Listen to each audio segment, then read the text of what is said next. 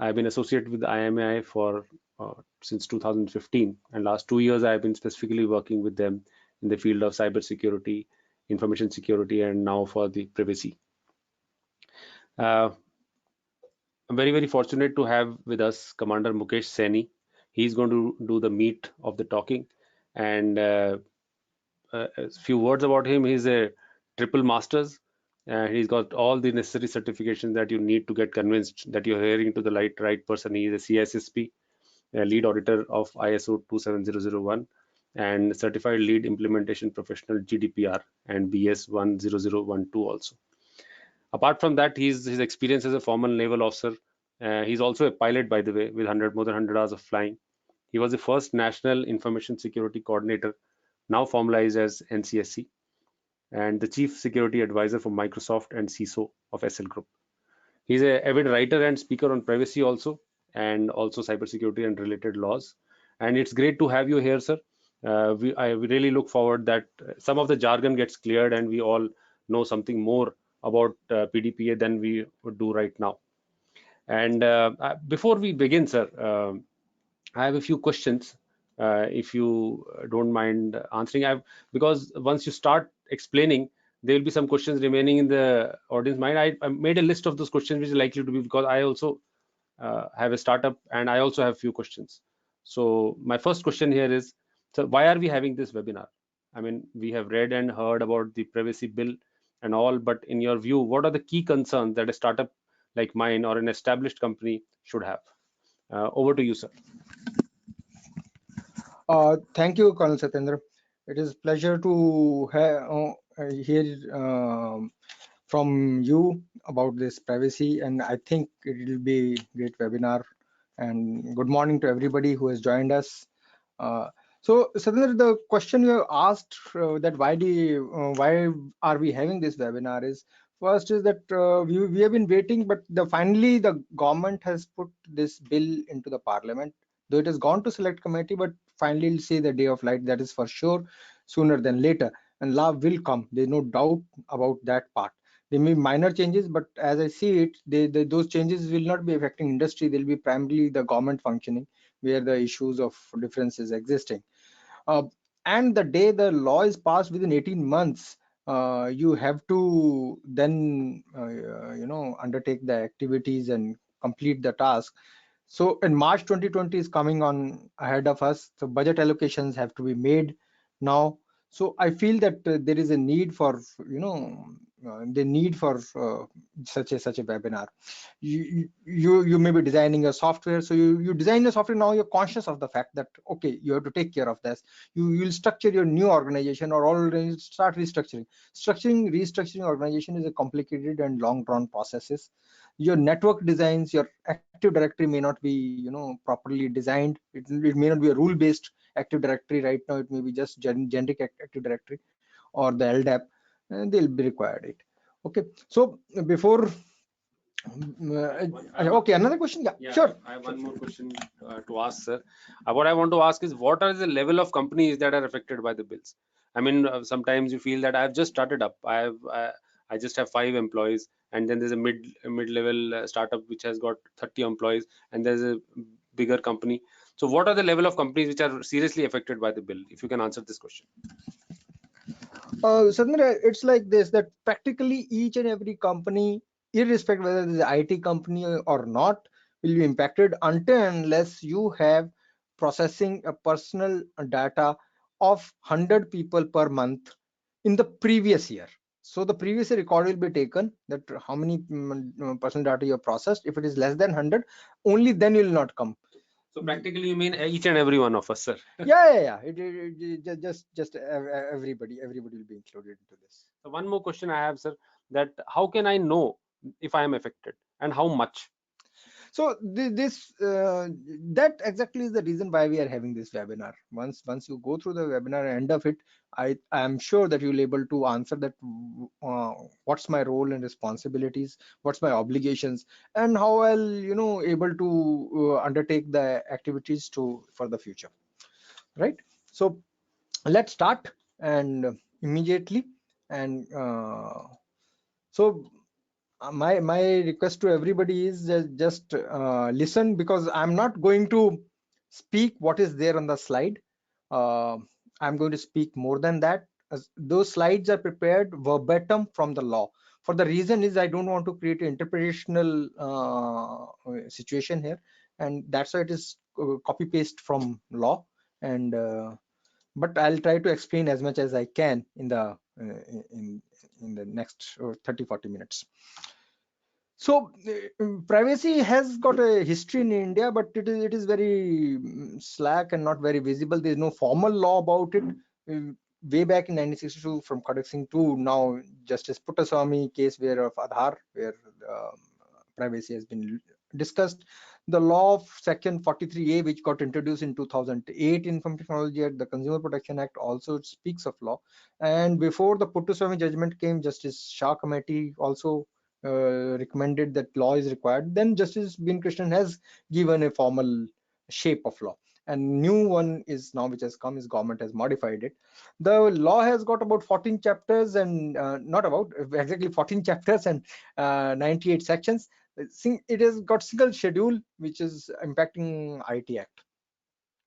These are the chapters. So amongst these chapters, these are 14 chapters. We will be discussing the one which I circled, that obligation of data fiduciary, grounds for processing of personal data without consent, personal data personal data and sensitive personal data of children, right, data principal right, transparency, accountability measures, a bit about other things, but then penalties and compensation and offenses. Others are relevant but not as much. In given specific time, I'm cutting down on other chapters. So the question which is there in your mind, some question you ask, some question I feel will be there in am I data principal, when I'm data principal, when the company is data fiduciary. So in next few slides, I'll try to clear up this jargon so that you're clear in your mind that where you will fall and what is you as far as the privacy data protection bill is concerned. So these are the personas which are there in the private data protection bill, and let's look at them in detail. So person is as defined anywhere in the law. The definition in the act stays the same, whether it is individual or Hindu undivided family or the legal entity as defined. So even a legal entity is a person, but there's another entity which is created is the natural person. So please be careful throughout the law. Natural person and person are not the same thing. Natural person is the living creature. It likely to mean the biological person. It is not defined, but that's what it implies all the time. So natural person is a biological person, and data principal is the natural person whom to whom the data personal data refer to. Whole act is there to protect this data principal and his data. Now, data fiduciary. This very interesting term the Indian lawmakers have brought in is fiduciary. What we have in the other laws is controllers or the collectors, term used who get the data. But in India, the word used is fiduciary. Fiduciary means the one who has got a relationship with somebody. So data fiduciary will have a relationship with the data principal, and that's a data fiduciary. And the definition is very clear that it is just any person which who is responsible to determine the purpose and means of processing the personal data, why the personal data, and what the objective of doing it. Now, data fiduciary, practically that means any and every company, just in very simple term. But some of them will form a significant data fiduciary. They are the people who will be having a lot of responsibilities coming in. The compliance requirement is very stiff on these people, and they need to do it quite a bit. This new term which got added in the present draft is social media intermediary. Social media intermediary is basically anybody who create a platform for interaction between two or more people. Simple as that. However, following people are kept out of it if it is to enable only commercial or business oriented transaction like e-commercial site, or provide access to internet, right, or search engines, online encyclopedia like Wikipedia, or something like email services or storage services. These have been kept out of it, but all others platforms. So some of your IMI members will be creating a platform for interaction. So they will fall under the social media and they will all become the significant data fiduciary. That's why it is important to understand that they may be significant data fiduciary. Then there's some new term which is called guardian data fiduciary. These are the people who collect lot of information on children. The majority of their data principal are children, and they have to interact. So there is a responsibility placed on them that they cannot carry out profiling, they cannot keep the data beyond certain limit. A lot of responsibility has been put onto the guardian data fiduciary. For example, all schools websites or applications or teaching applications, they will all fall under the guardian data fiduciary category. Only very limited number of the guardian data fiduciary by name will be specifically allowed to collect data, and they can process or interact with children without the guardian things, where especially like counseling and things are likely there. But all others have got a slightly stiffer significant data fiduciary's responsibility and additional responsibility and under guardian data fiduciary. Now data processor is the is who will be processing data on behalf of data fiduciary, any kind of data fiduciary, whether significant guardian, and but it does not include the employee of the data fiduciary. Data fiduciary own employee cannot say I am data processor. He is the data handler and not data processor. Data processor is a company or organization which is interacting through contract. A formal contract between two are required whenever data personal data is handled. Okay, so I'm sure these questions have been answered. If not been answered, please in the end raise and ask questions through the chat box or raise a hand, and we can Sir, handle but it. sir, in case you can just tell me, I mean, who really am I a data principal as a citizen or as an individual, or is my company a data fiduciary? If you can just tell very, very briefly, it will help us for the remaining of the. Okay, any and every person who is within the territory of India, a natural person who's within the territory of India, is data principal for the law. So practically every human being, if you have any data about it, data means his name and the way a human being can be identified. If it is combination of two, he can be identified. Let's say even a name and IP address or some other ID and IP address. Even IP address may fall under the concept of data of personal data. So it is contextual. However, other data, let's see kind of data we have in next slides now. So there's some more personas are there. Data protection officer, and a list is given below. So when we see data protection officer, he is required by the significant data fiduciaries, and they are the one who sit intermediaries between the company, who will guide the company with whom the data principal will interact, and they will interact with the authority and educating officer. So they'll prepare the sole role in the they are the implementer from company side for the data protection bill. And data auditors are the one who will check whether you are compliant or not compliant. Well, it is not just merely that there's a policy, they will check whether it is effective policy, whether the measures taken are adopted are correct or not. The transparency you're claiming is really transparent. Are you transparently telling in the transparency policy or not? Have you taken the all security safeguard? We'll discuss all these issues much more in detail as we go down the presentation. Now let's look at the category of data. You may hear that people will tell you, even our honorable minister said that there are only three types of data. There's personal data, sensitive personal data, and the critical personal data. But if you go through the law, there are actually five types of personal data that are there. Simple personal data, as I explained, are any relating to any which directly or indirectly identify him. Anything through which a human being can be identified will form personal data. That's get this very clear in any combination of thereof. So that's what the personal data is all about. When you talk of sensitive personal data, the list is specific: financial data, health data, official identifier, and things like that.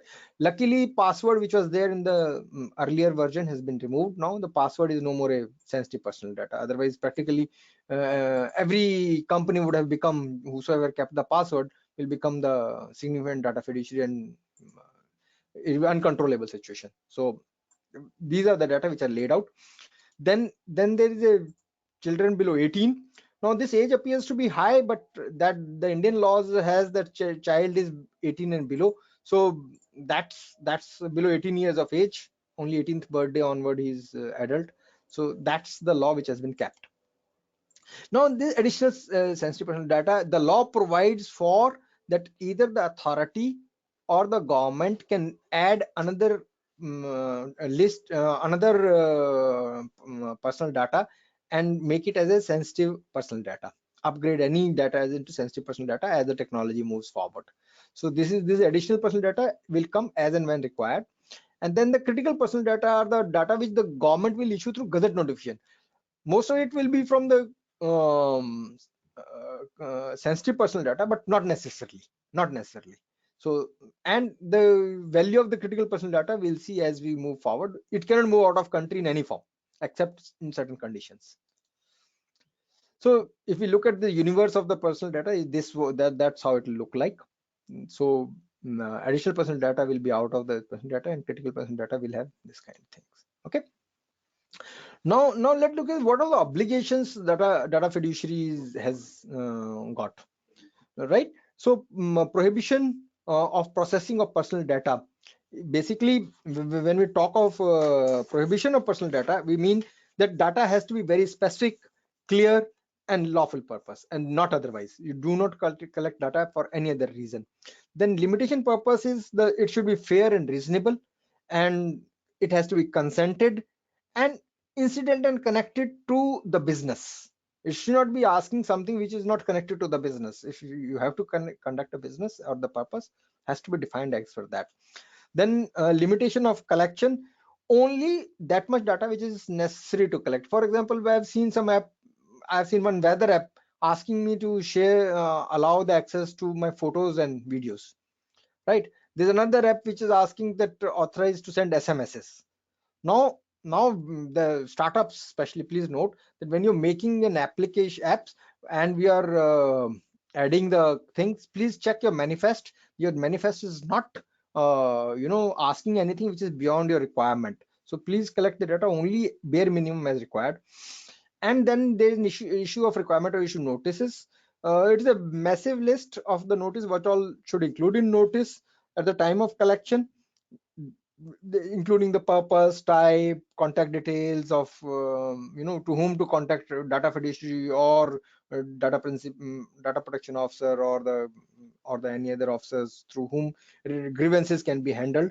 In case not happy with grievances, then how to process the grievances to higher up, how to go appellate. That notification should have all that, including if the data is sent to outside India.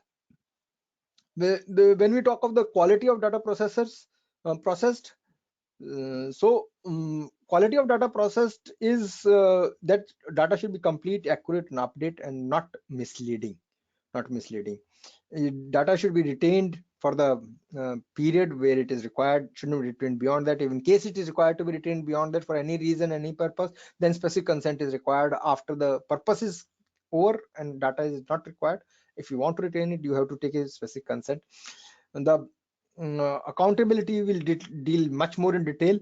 The consent necessary. Now consent necessary is the responsibility of consent. First of all, has to be valid. To be valid consent, it has to be free, it has to be informed, it has to be very specific, clear, and capable of withdrawal. That means if the consented person wants to withdraw the consent, he should be able to withdraw the consent. And burden to prove that the consent has been granted is always on data fiduciary. And data fiduciary has to keep the record. So the record keeping becomes important, even if you're not significant data fiduciary, even your simple data fiduciary. That's why I'm saying that you, at this stage onward, you start modifying your software, start modifying your website, so that you start taking care of all these things. So then we look at the ground for processing the personal data without consent. They're primarily for the government activity, but just we'll touch upon it. That one is in certain cases where government need to collect the data for the investigation or any other purpose like that, then they can keep it.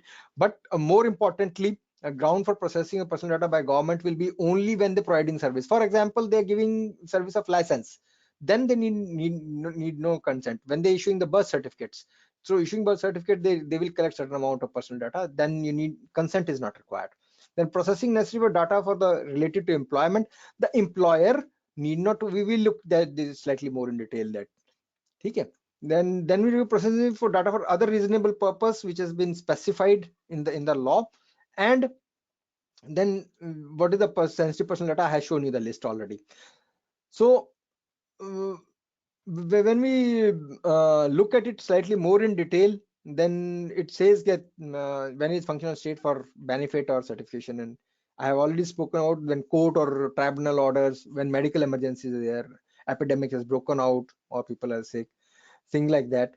Then let's look at the personal data by the employment base. This is again important for the you people. So not any personal sensitive data can be collected without consent, specific consent, not just consent, specific consent.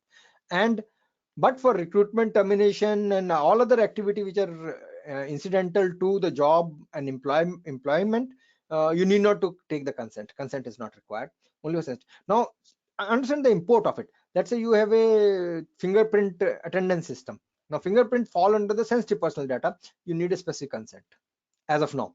If the law goes through in this format, then this will be there will be specific requirement or facial recognition or such like things. So other reasonable purposes, this law has to meet. So what it says is the authority will bring out the specific regulations helping the people to define what kind of things. Some things are listed out, they're not complete and exhaustive.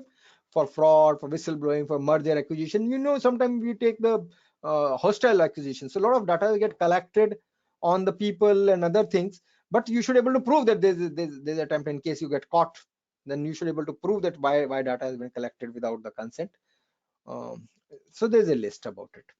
Then sensitive personal data of children, they need to protect it. And 18 years, as I told you earlier, the catch here is that you need to verify the age. If your significant number of the your user of your service or user of your business is children, then you have to have very strict mechanism of the age verification and parental consents. So that's important. Guardian data fiduciary, I have already spoken that only in certain cases, for example counseling and all, the guardian data fiduciary will be exempted. They'll be named by name, they'll be allowed that you need not consent, but otherwise you have to take consent. Now if you are data principal or you have to service a data principal, both ways, you look at this slide from the both direction, that you have to service a data principal, what all the rights he's got for against you. He's got right of confirmation and access, where he can check with you that are you holding my personal data and what all. And then you have access to their personal data, that okay, exactly what you are holding, he can ask that. So you need to create a mechanism for that. That's why I'm saying 2 years going to or 18 months going to be really short for you, because developing mechanism, technological and organizational, is not going to be easy, and it is complicated task. So he has right of correction and erasure in case his data is dated, his data is inaccurate, his spelling mistakes, or he's carried out a change, or he did it from graduation, did post graduation, so highest qualification he wants to change, thing like that, he can do it. Or something is wrong in that, he can make a request for erasure and delete that part. Remember, it is delete subset of the data collected and not the complete data. Complete data will be common, right to be forgotten. So we'll see that when we reach there. Then comes to data portability. So when you collected data, it should be in such format that if the person says, okay, I'm not using your service, I'm going to use the other service maker, or he is using right to be forgotten and he wants to collect the data before that, he want to collect the data for that. Then what is required is that you should able to give him the data in the machine readable format. That's important, so that if the next service provider should able to ingest it immediately, he need not to manually feed the data. So you have to develop a mechanism that in case a competitor, your client is moving to a competitor, you have to able to give the data in such form that he can go somewhere else, or he's using the service of someone else. The right to forgotten is in case he says that okay, I want to not to be remembered for whatever reasons, then the data principal does have right, but execution of these rights are in very interesting format. It is uncommon format in a manner from the other laws of the world. As far as the right of confirmation and access and right of correction, erasure, and data portability is concerned, they will be raised to the DPO in case of significant data fiduciary and grievance officers in case of others. Please note the organizations which are not falling under the significant data fiduciary have to have the formally grievance officer. The Allahabad High Court ruling is there now, pretty old, about 7-8 years, maybe long ruling is there, that every website and application should have the contact detail of grievance officer. So you must start putting the grievance officer in your website and other places where the people can raise the grievances. However, for the right to be forgotten, in all other laws of the world is between the data principal, data fiduciary, or data collector. But in India, if a data principal wants to forget exercise that right, he cannot write to the data fiduciary but to the educating officer of the authority, who then evaluate, and in case he agrees with him, then he directs the data fiduciary or significant data fiduciary to that right has been accessed, please delete all his records. Whenever these rights are accessed, please understand that in case somebody is a data processor behind you, or somebody is a co-data fiduciary, or you share the data under the due process, or there's a company which are sister company, you have given the data for any reason, all of them have to be informed and executed. It is a single point which is too important. Another important part which is there in the Indian law, which is uncommon, is that in case there is a cost comes to for undertaking any of the access of these rights onto the data fiduciary, then the cost to be borne by the data principal. This is not there in any other law. It is there in the Indian law that such cost, in case there is a cost, to be borne by the Indian. Okay, now this is the core. That's what you need to do. What we have done is what is impacting, what is the obligation and all, but that's the action point. Now when you look at these action points, so when we look at these action points, then first we look at the privacy by design. Privacy by design does not mean only in software. Privacy by design specifically mentions you have to reorganize managerially, organizationally, business practices wise, as well as technically. That's why the privacy by design. And when the audit is carried out, the effectiveness of privacy by design is one of the first point to be checked. So that's going to take time. The privacy by design is going to be a long drawn process. So if you start working now, I'm sure that all of you will be able to achieve in the next 18 months to 22 years time. Transparency in processing of personal data is required, so that the person who's it is displayed very categorically what are the purpose of the collection, what are the rights of data principal, what are the another interesting aspect which is bring in by this law is a rating of the companies and their trust scores. So this will be bring in, and trust scores and rating will be given to the companies, especially the significant data fiduciaries will have this rating, and other data fiduciary will be able to apply for the rating and things. So the ratings will be there, that who is how much compliance, and that will depend on audit report and other incidents which takes place. The recommendations is that you should have a consent manager or the consent dashboard to handle these aspects. Then security safeguard, this required to be compliance with the ISO 27001 or new regulations or new standard will be brought in by the government, that minimum standards which everybody need to meet. Basically must understand. Okay, let's look at the we will cover these parts separately. Okay, then let me go processing of entity other than the data fiduciaries. If that is the situation, then you need to have a formal contract. That contract and no data other than the contractual agreement should be given. A redressal mechanism, grievance redressal mechanism, I already covered. Security safeguard, when you look at the security safeguards, the risk assessment is mandatory, and before the technical risk assessment, technical risk assessment is your VAPT need to be done. If VAPT is not done, then all other risk assessments are meaningless. But VAPT in itself is not sufficient.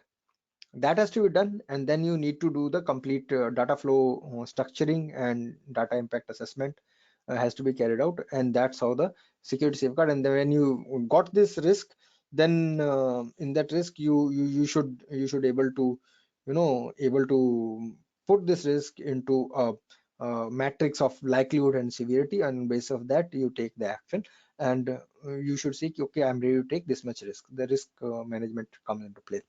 The special emphasis this law puts it is on de-identification and encryption. In case it is preferable, they recommend, strongly recommend, law recommends that you should preferably do de-identification of the personal data. That means give an arbitrary other number to it, and do not use the primary name. If my name is Mukesh, then it can be an arbitrary number there, and use that number, and use encryption mechanism through the channel while transporting, while at rest. All this will be checked. Then data integrity, they so that nobody is able to tamper or destroy the data. If destroyed, that data is destroyed, then do you have a backup? All this will be checked. Its misuse and unauthorized access, and modification or disclosure restriction is prevented. These mechanisms are in place, with not only policy wise but effectively. Not just there's a written things and then nobody take care of it. What all measures has been taken to implement that also will be checked, and audit report will be there. And please take audit periodic review, which will be mentioned by the data authority, but it'll not going to be more than a year. It has to be within a year at least when there. And ISO 27001 going to be benchmarked, and some government may come up with its own standard for bare minimum requirement of security safeguards for this law. Then when if the breach takes place, then it required to inform the authority. Okay, another minor changes with respect vis-a-vis other international laws is, in this particular case, the data fiduciary need not rush to data principal in the first instance of noticing of breach. If the breach is noticed at the earliest, please inform the authority, and in case the information is not complete at the time of informing the authority, because of whatever reasons, then information can be given in phased manner. Whatever is there, please provide and comply with the orders issued by the authority. It'll be responsibility of the authority to tell you whether to inform the data principal or not, and how to inform both. Whether you should put on the website, or whether you send a personal email, whether you call up everybody and tell them, and what they think is the responsibility of authority, who will guide you through to implement that. And you must take action to prevent it. So when we look at the significant data fiduciary mandatorily have to go to data protection impact assessment. Of course, the state and in case you are profiling, if you are making an application or a software or a mechanism which will leaning heavily on the profiling. Now remember, data analytics, artificial intelligence do use a lot of profiling. So when you're using these tools, be sure that your profiling is if you're profiling, then data protection impact assessment is necessary, or your sensitive personal data. So then the data protection impact assessment is necessary. There's a mechanism has been laid out. Okay, so then we say record keeping. So there's a list of record which is there, required to be maintained by everybody.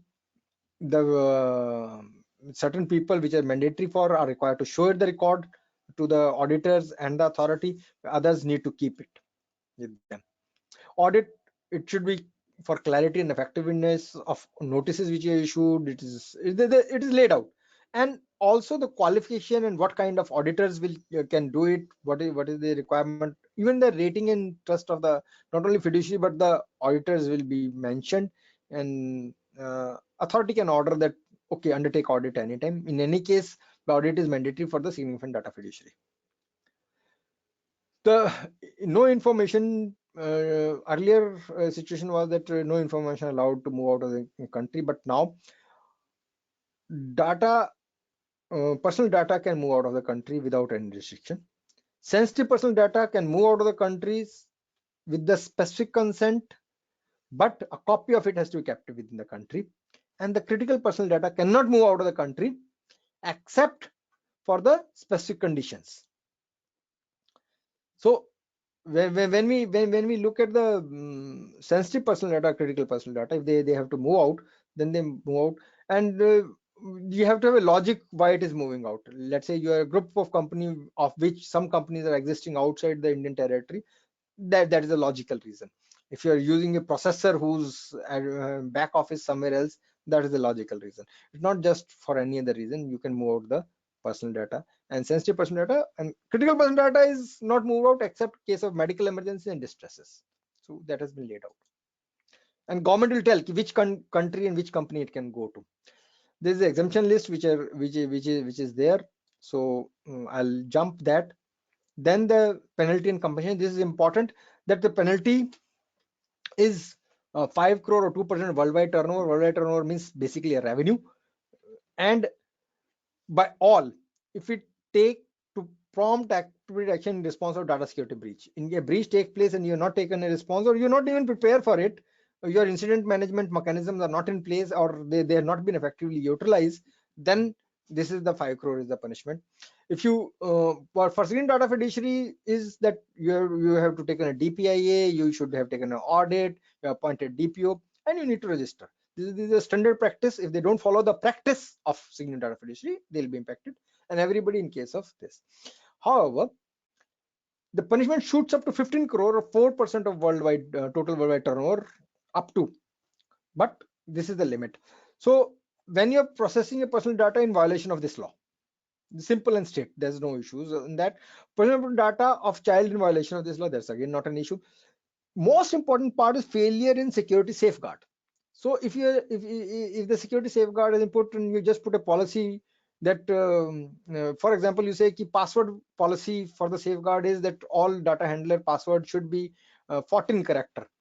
Let's say you put that policy, but technically you're not implemented it, so anybody can use any length, then you are at fault, and now the data breach takes place. Very difficult to save you, or you're not taken any action. Many companies may not take any action, they have to take action. Or of course another simple is transfer personal data outside India, which is not authorized. Okay, other penalties are so when data principal sends a request, you are given 30 days to respond to it.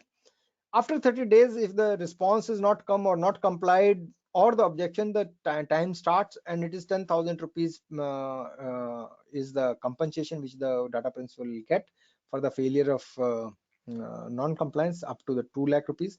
Then not furnishing report return as asked by data authority is 10,000 rupees per day up to 5 lakh rupees. Failure to comply with direction authority, 25,000 rupees or 2 crores.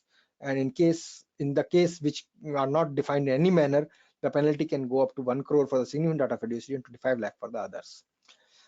Now please look at the GDPR, what has actually happened there. When we look at this happening, when we look at this happening, we see that in the top 5 cases which have taken place under GDPR, 3 of them are for failure of information security measures. Same going to be situation in India. If you see this chart, these are the recent failures last year, 2019, year yet to end. And had the law would have been place, all these would have been paying 15 crore. So just note that these security measures are cyber security measures going to be very, very critical. If you don't have it, or don't implement it, don't have effective mechanisms, you are in trouble. They will be very difficult to save you in that case. Criminal offense is only one criminal offense in the present law, present bill. That is in case you have the company or data fiduciary has de-identified a personal data, and anyone who re-identifies unauthorizedly, in that the protection is given is if let's say I'm data principal, I have given the I asked particular company that do you have my personal data? They say no, they don't have it, and I managed to get hold of somebody who managed to de-identify. Only that kind of very specific case where no criminal offenses, but criminal offenses there, and it is cognizable that in police can make an arrest, non-bailable, police cannot give the bail, only you have to get the bail from court. But when the case will run only when the complaint is sent by the authority. Okay, I'm just putting verbatim offense by companies. Now when you look at the offense by companies, as in charge, you're responsible, and unless you exercise all due diligence, nobody can protect you. If it is attributable to any employee, he will also get involved. So in charge means the board of directors, CEOs, and other people, right? So these are the authorities which will come into being, and they have power to search, seizures, and all the legal mechanism will come into place. Though there is no timeline, given in the present law, but the previous version had timeline. Justice Shri Krishna had recommended a timeline. My view is that government is likely to comply with timeline. Uh, when 18 months from the day of notification, you will have the law into being. That takes about a year or 2 years from now. That means starting Jan 2022, you will have this law effectively running. Thank you.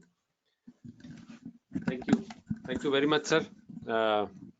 It was really fully loaded, I would say. I was trying to keep note of what are the important points, but there's so many important points that in between I kind of lost track, as must have so many of the attendees. So just you given a clear idea about the obligations, and also actually a little bit scared us by telling us there's big ticket penalties. I mean, 5 crore, 15 crore. I mean, we can't even think of. But again, what is it that a company decision maker like me or somebody else should do immediately? What do you recommend, sir, that I should do in short term? I mean, I'm really worried and I want to take some steps. What do you think should be my steps? So Satendra, when we look at this issue, there's no silver bullet. There's no single mechanism you can take. Every company or the class of companies will have their own kind of mechanisms to put in place. The most impacted is the government department, all school and hospitals, and all the application software we're using big data analytics.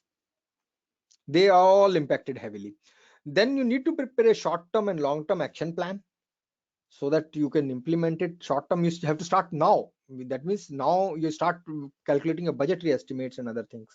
And until you have a structured approach and you do haphazard manner, I think 2 years is too short a time to complete the activity. Thank you, sir. And like this is a short term, is that I should start planning, I should start budgeting, I should start change my thinking process. I should start my I should tell my development team to change the way they are developing it, and it ensures that in long term the whole system remains secure. That is what you have meant, what I've understood.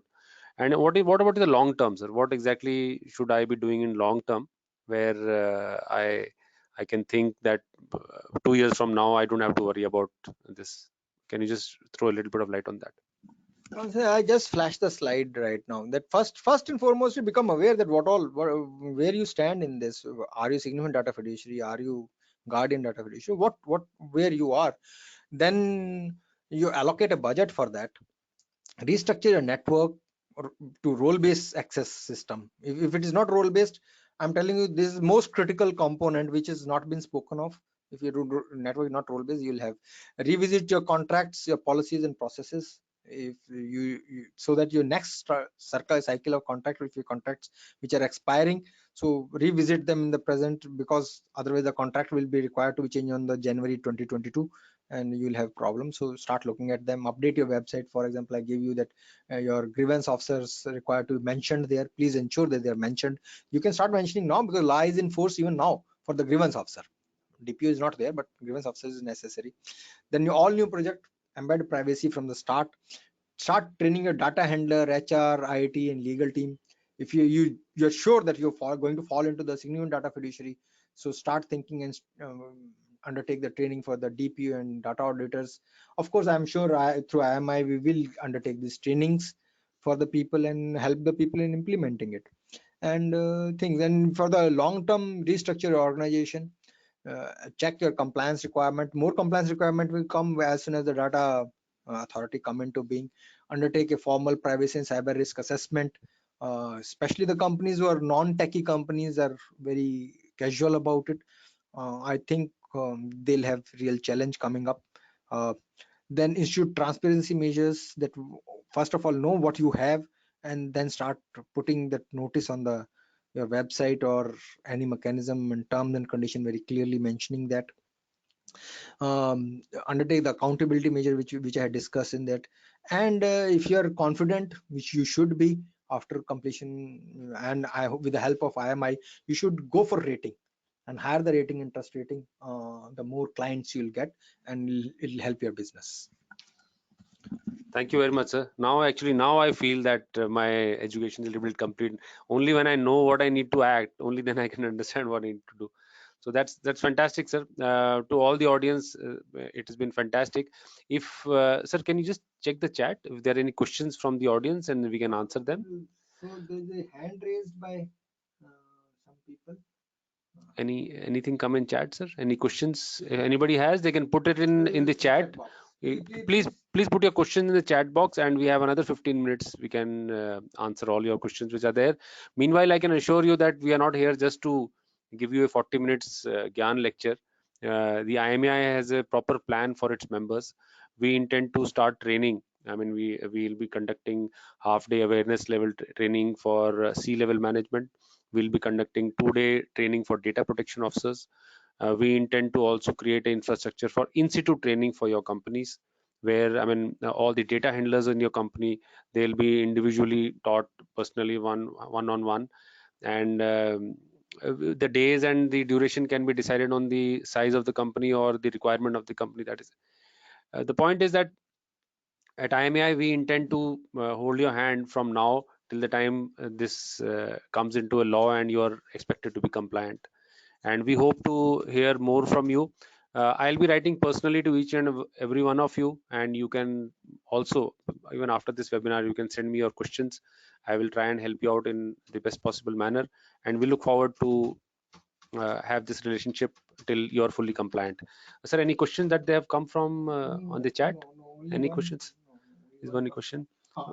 Yeah, so one is, when can we expect IMEI to come up with a training plan? I mean, very soon. Ms. Pooja has asked this question. Very soon we'll be coming with this training plan and sharing it with you. The next question is, do you think that there is a specific policy to locate data, either physical data center or cloud data center? Mr. Dana Park has asked this question. I could not really understand this question, sir. Do you think that there is a specific policy to locate data, uh, either physical data center or cloud data center? There's Okay, Dana, and for everybody that they, there is no policy, but then auditors, which will be there, will able to locate it. You have to give you the complete access to the auditors.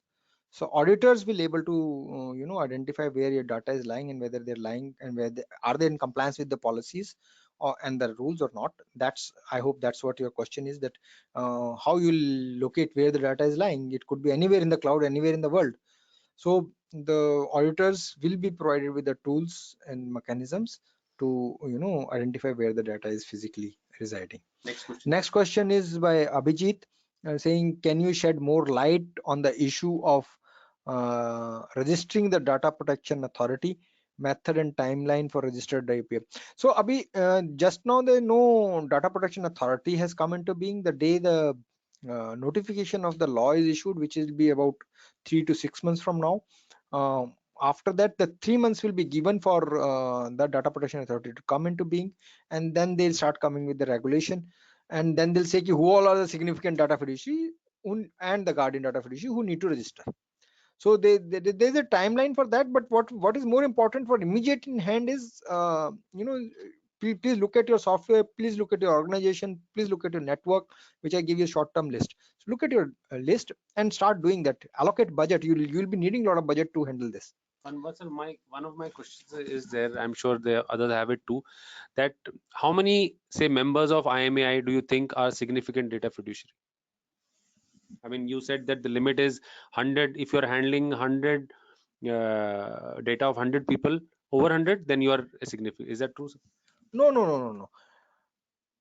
If you're handling anything less than 100 data principal data in a month in the previous year, then you don't fall under this law. That means anybody and everybody will become the data fiduciary. All IMEI member will be data fiduciary. Just go by this. But significant data fiduciary is, I have given the list. If you want, I can flash again that list. In that particular case, the significant data fiduciary is as per the list, and the authority can add more name, or authority can issue that following class will be there. So if you go by the, if in case you're doing profiling, which I understand a lot of VAS which are IMI members are need to do profiling by nature of their job. They're the purpose of the business. That's how they earn the money. So these people will fall under the significant data fiduciary. One more. Next question is there, sir. Next question is one of consultants said we should save sensitive personal data only in physical. No. It is inaccurate statement. Inaccurate statement. It should stay within India. Data only in physical data center. Only physical data center which are located within the territory of India. Yes, that part is correct. Sensitive personal data, sorry, the question is now down below. So one consultant said we should save sensitive data only in physical data center. Yes, finally, even cloud means physical. Cloud is not anything the natural cloud means the physical data center. The only thing is the how they structure, how they distribute it, and where the data resides is very difficult to locate. But new law says sensitive personal data and critical personal data has to stay, as I told earlier, physically has to be within territory of India. In case it is moving out, the copy of sensitive personal data has to be left within the physical territory of India. Thank you, sir. Any other question? Thank you. Thank you very much, sir. Like I mentioned earlier also, that you are free to ask your questions through mail. I will be writing personally to each and every one of you who have attended, and you can ask your questions on mail also. If there are no questions, sir, can we sign off, sir? Yeah, please. Thank you, everybody. I saw the great response. It is almost 100% attendee, rare in the webinar, but it shows that people have a lot of interest. So thank you, everyone. Okay, there's one question jumped in now. Saurabh Malik has asked, people who are running their system on cloud like AWS or Oracle, will they become compliant? Yes, AWS and Oracle both have already promised to the government that they will comply with the sensitive personal data issues. The only thing is you have to then tell the AWS that it is a sensitive personal data, and they will ensure that it's kept within India. I'd like to add one small point here on the last question by Saurabh. So actually, it's AWS, whether it is AWS or any other cloud service, they are systems or like a mechanism given to you to store your data. However, you are responsible to configure it. It is your responsibility to configure your AWS account or Oracle account. When you go there, you can find that you can leave it fully insecure, and you can make it fully secure. When AWS says or Oracle say that they comply with the government's requirement or GDPR requirement, they say that we have configuration in which the user can configure it to be safe. But if the user does not configure it, make it safe, then it can be unsafe also. And let me tell you that by default, these cloud services do not keep it fully secure, because the requirements of all of them are different. As you configure it fully safe, some of the facilities get disrupted. Hence, by default, they are not fully safe. The user has to go into full detail, or hire a third-party consultant, or hire AWS to tell them how to configure it fully to be safe. This is the fully answer. Thank you. Google, Microsoft, and Amazon, all three companies have told the government that we will create a data centers in India. If the user tick that this is a sensitive personal data, it will be kept physically in India. So they have already agreed to that. Okay, thank you, everybody. Thanks a lot. I'm Commander Sani signing off with Colonel Satyendra. Thank you, everybody. Thank you very much. Goodbye. Bye.